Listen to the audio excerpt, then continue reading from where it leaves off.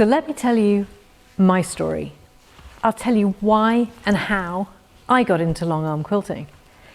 I was a quilter, I was working at a quilt shop, and I spent about a year making a barn raising log cabin, this quilt. After the year of making it, and I was pretty happy with it, I have to say, I wanted to quilt it, obviously.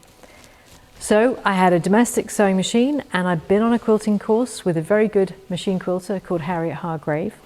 I knew what design I wanted to do. In the center of the log cabin, I wanted to do a feathered wreath. And then I wanted to do stippling in the light sections, and I wanted to do feathers up the darker part of the barn raising. So I took it to my domestic machine.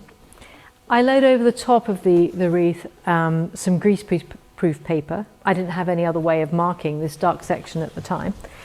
I took it to my domestic machine and I started to quilt. Well, how hard was that? This quilt machine here, this domestic machine, is a lot bigger than the one I tried it on. The one I tried it on had less than 7 inches of throat space. So this is not untypical amongst the many quilters that we talk to. You'd be quilting along, you do a little bit.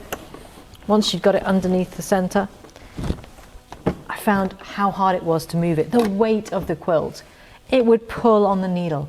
I'd get short stitches, I'd get long stitches. And just at the moment that I thought I was actually getting the hang of it was when it really went wrong.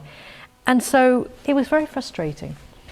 I also ended up with really bad shoulder ache, and I thought, this isn't working for me. I put it away. I put it away for years because I had spent so much time. I wanted to finish my own quilt, but I didn't want it to look a mess.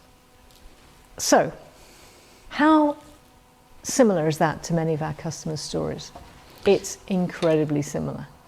But those customers who've invested in a long arm can now finish king-size quilts, and that's what you could do too. With just 7 foot by 7 foot of space in a bedroom or a conservatory, or maybe even if you've got a she shed, with a little bit of moving things around, you could fit in a long arm quilting machine and be able to finish your own quilts. Use your own creativity, learn how to use different threads, and really enjoy the quilting experience. In that way, like me, you'd be able to finish your own quilt. We have this on our bed in the winter, and I absolutely adore it, and I'm so happy that I finished my own quilt.